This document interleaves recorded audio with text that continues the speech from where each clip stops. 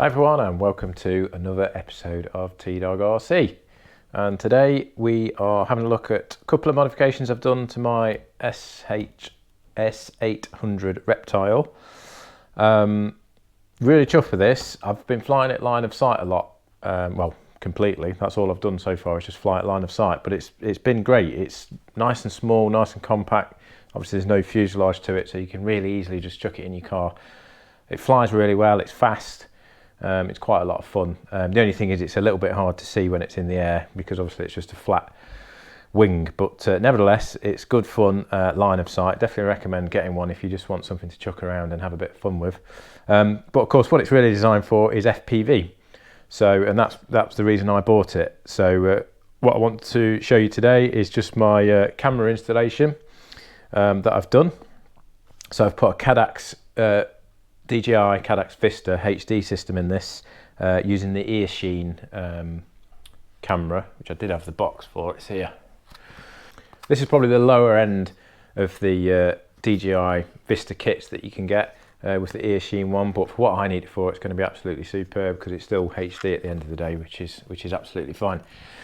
I've also changed the prop, so I've got a slightly higher pitch on the prop, so I'm still going to run it on 3S. But it should be a bit faster because I've got a bit more pitch. I know it will pull a few more amps and perhaps drain the battery a little bit faster, but we'll see how we get on. So yeah, getting it all hooked up with these bad boys and looking forward to giving it a go. So without further ado, get yourself a cup of tea or a cup of brew and let's get stuck in.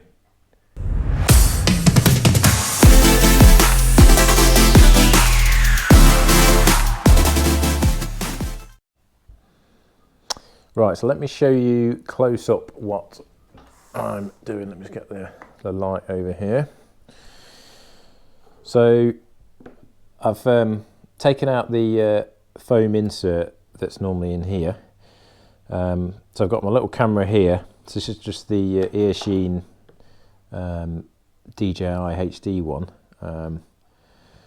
So that goes in there quite nicely. It's quite a nice snug fit. And I'm going to secure that in place with some foam that I've cut this from the old latch, canopy, whatever you want to call it. So that's going to go there like that. I'm going to glue that in place. I've still got a bit of lead in the bottom, so this this Vista kit with the Eachine was 30 grams, so I just took, the CFG was about spot on, so I've just took 30 grams off that lot that I've got in there. I mean, it looks a bit messy, but you're not going to see that, so it doesn't matter. And then what I've got set up for the, to power the the Vista unit, is I've been doing a bit of research, and apparently these things don't like a different, they'll take a wide range of voltage. So you can power them with all sorts of different battery types, 3S, 4S, etc. I think even 6S as well, probably, because the voltage goes up quite high. But what they don't like is the voltage changing. And of course, as your flight battery drains, it's going to be changing the voltage all the time, and that doesn't do them any good, apparently. So I bought one of these little becks, just got a bit of hot glue on there, which is probably why it looks a little bit messy. This is a Maytech beck, and it supplies a constant 12 volts to the Vista unit. You had to just jump this little, oops, you had to just jumper this little bit here to take it from 5 volts to 12 volts. So you just put a blob of solder on there to join two pads together, and then it outputs at 12 volts. And it'll be a consistent 12 volts no matter what the battery voltage is. So that's what I've got. So I've got the Vista unit soldered to this, to the output, and then on the input I've got it going to one of these JST leads here. And then that's got, this is a female JST lead, and then I've got this, which I bought from Flying Tech, I think it was. This is a 3S balance port. So the 3S lead will plug in there from the battery, and then that's connected to a male JST lead, so that just plugs into the Vista unit to power it. So that works really well, and it means that I can, if I want to fly this on 4S, I can just unplug this and get the 4S version of this, which I've got one of, and it's just easy to swap it over basically. So I've got a couple of jobs to go through. It's not going to be probably the neatest installation ever, but these Vista units get really hot. So does the DJI Air unit as well. Apparently they're so hot that you can't touch them. So it needs to have plenty of airflow. I did print a 3D. I thought I'd go with fluorescent yellow because I thought it would look quite good for some reason. I don't know why, because I don't know if it does look that good. But anyway, that's beside the point, because I printed this, and this apparently has been designed for the Caddx Vista. So the Vista unit fits in here, and the camera obviously goes in there. But it's actually a bit of a chunk of plastic, and I didn't think it was going to be as neat as it could be. So I kind of thought that was a bit pointless, and it's just, then I've got to try and figure out how I'm going to get the lead in there, because it still needs lead, even though you've got this.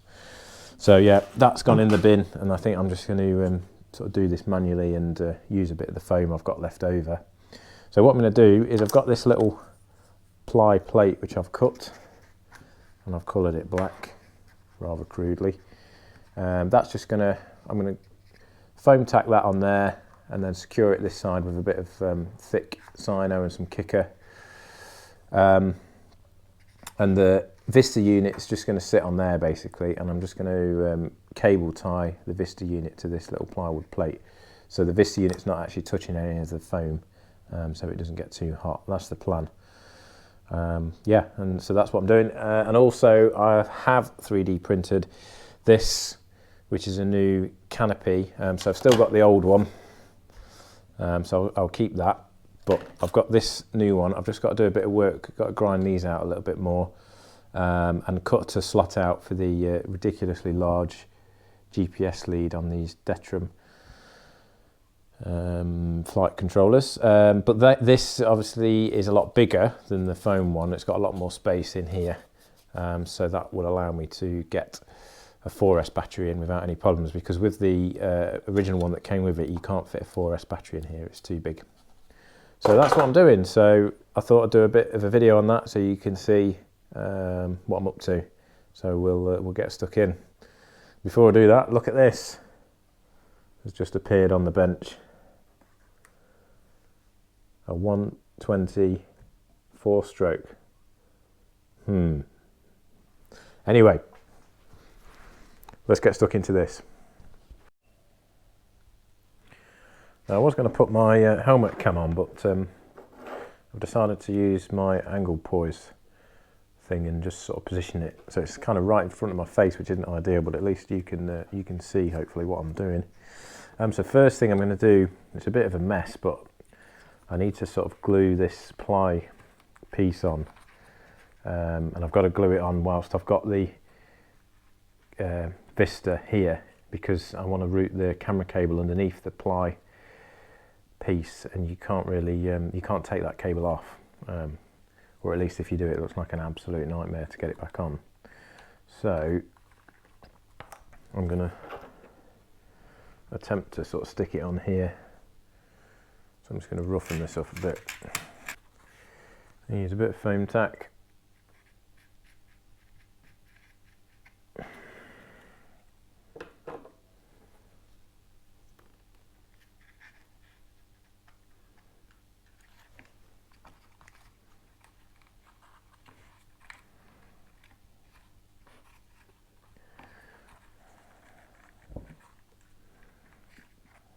Take that off again and let it dry. Okay, so let's get this in position.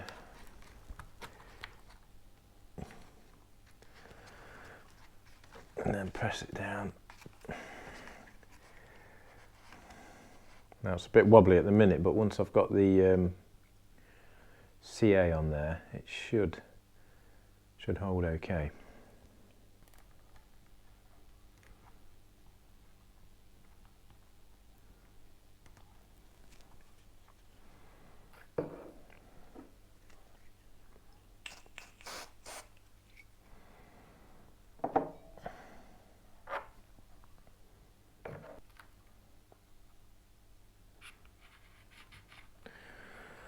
Okay, so it's not the prettiest, but I think pretty sure that's solid now. Foam tack probably just needs to go off a little bit, but basically that's the Vista unit's going to sit there, and then I'll just wrap a little cable tie around that, and that should secure it in place nicely, and of course give it loads of cooling as well. And then the aerial is just going to go there like that. Antenna, should I say. This is a little bit of a pain, the beck. We'll just sit that down there like that. And then this is just going to slot in here.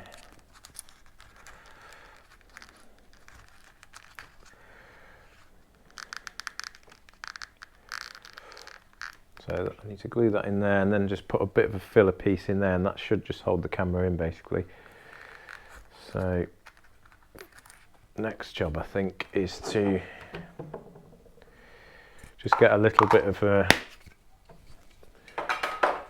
foam to attach the aerial on.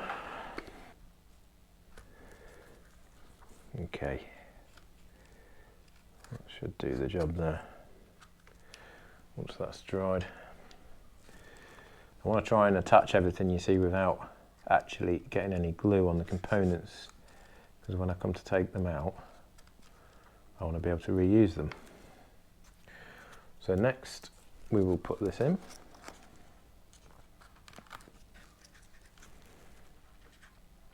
This is where I find I've got glue all over the camera lens. Oh, that was lucky, I didn't measure that.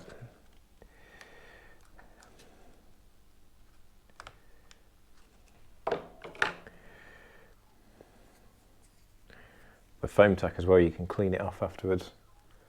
It just sort of wipes off, which is good. I think I'll just do.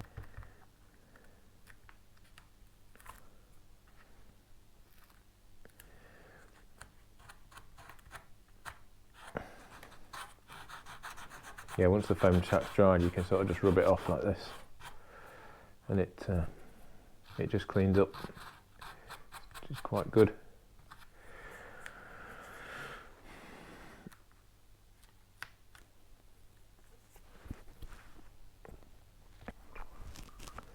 Okay, so I've just made a filler piece to go in here, and that will then secure the camera nicely.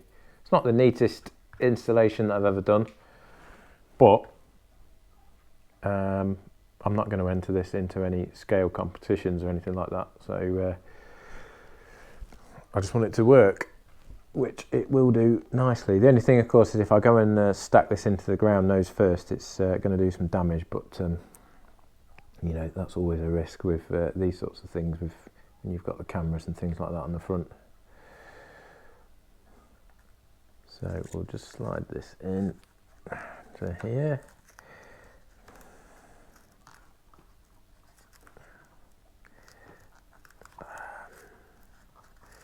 Which was a lot easier without the foam tack, I can tell you that. Just need a bit of a clean up once it's all dried. But yeah, that's got that nice and tight. Quite happy with that. And then I just need to cable tie the Vista unit on, which I can do now. So I'll just go and get a cable tie.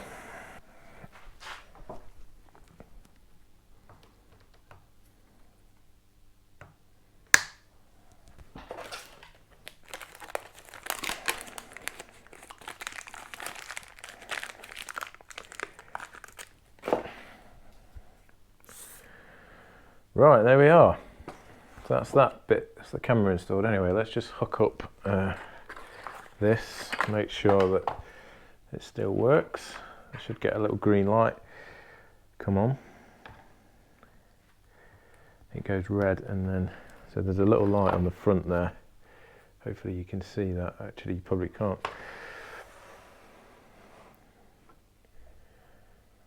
Give it a couple of minutes. There we go.